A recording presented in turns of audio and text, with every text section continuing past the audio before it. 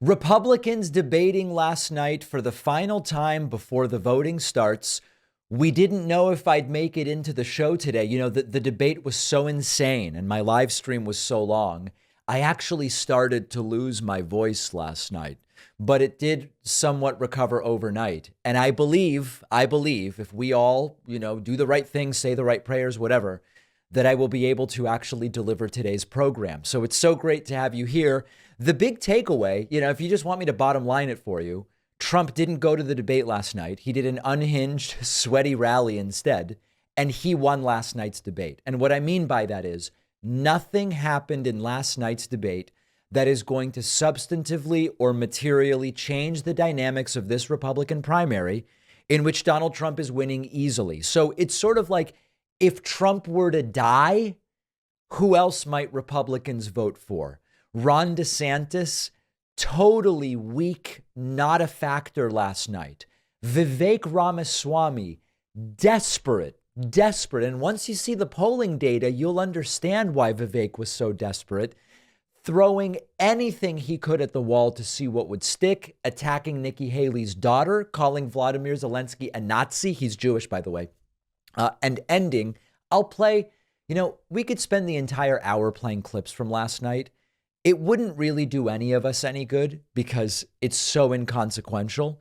But I'll mention a few things notable that in his desperation, Vivek Ramaswamy went full conspiracy theory, raising this idea that there's a Democratic plan to install Michelle Obama as the nominee, despite the fact that she has said, I'm not running for president. Here is Vivek closing out the debate with a wild conspiracy theory. From China, I'll keep us out of World War III and then revive national pride in this country. I also want to close with one message to the Democrat Party. Yeah. End this farce that Joe Biden is going to be your nominee. We know he's not even the president of the United States. He's a puppet for the managerial class. So have the guts to step up and be honest about who you're actually going to put up so we can have an honest debate. Biden should step aside, end his candidacy now so we can see whether it's Newsom or Michelle Obama or whoever else. All right, just tell us the truth so we can have an honest debate.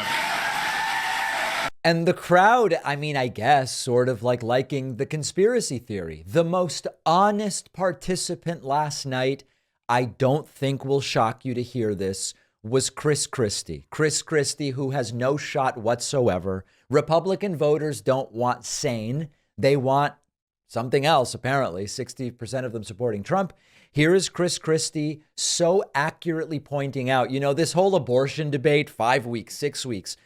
This is a crazy debate, especially since we aren't actually behaving in a pro-life way after the baby is born. Very accurate. Listen to Christie. Here's the bigger issue, Kirsten.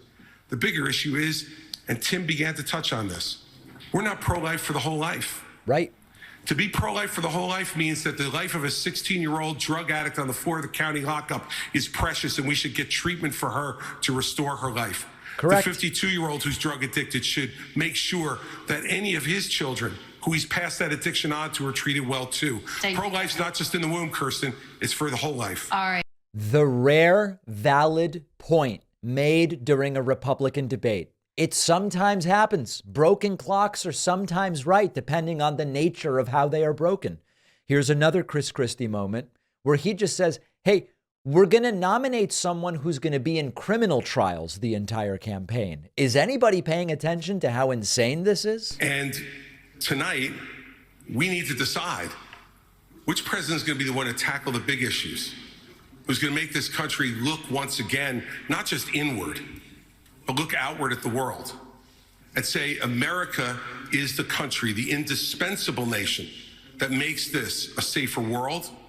And in a safer world, American innovation, American hard work has always been the thing that has driven our country to greater things. I'm going to be the president who will do those big things. We're not going to be small. And I'll say this about Donald Trump. Yeah. Anybody who's going to be spending the next year and a half of their life focusing on keeping themselves out of jail and courtrooms cannot lead this party or this country. Right, and it needs to be said plainly. He's right. And yet it does seem as though Republican voters are going to select exactly that. A guy who's going to be in and out of courtrooms and trying to keep himself out of prison for the next year. That's who they plan to make their nominee. Another bizarre moment. This one's very visual, so for people listening, I'll have to describe it. Ron DeSantis, still unable to behave like a normal person, grinding his teeth like a lunatic the entire time, and also closing out his final statement by sticking his tongue bizarrely between his lips.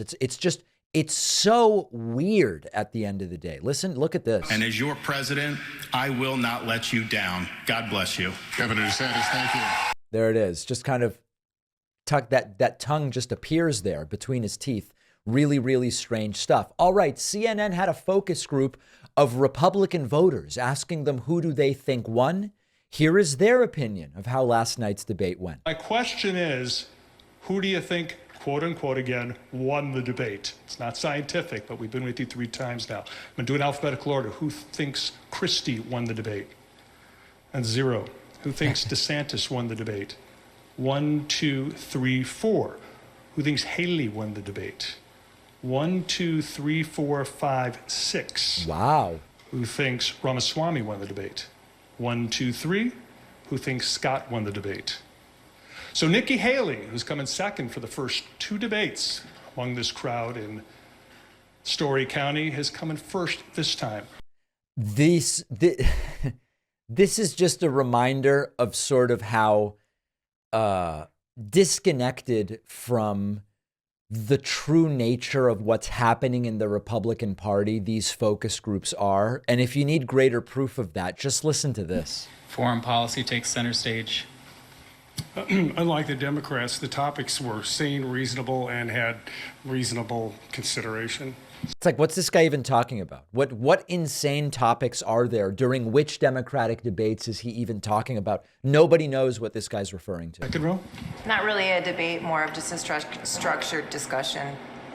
GOP stands in solidarity in support of Israel. A much more civil debate tonight.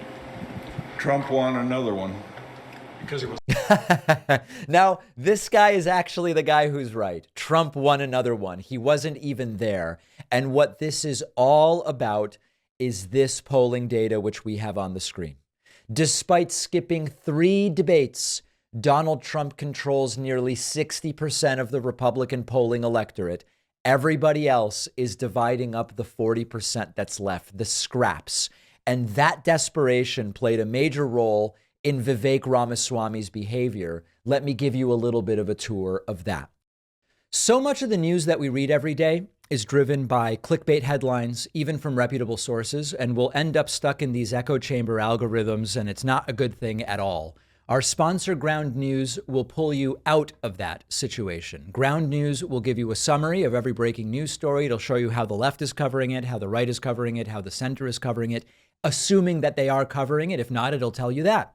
And then you can make your own mind up. For example, Ground News is showing me here how right-wing news outlets have concocted this narrative that George Soros is some kind of Hamas apologist.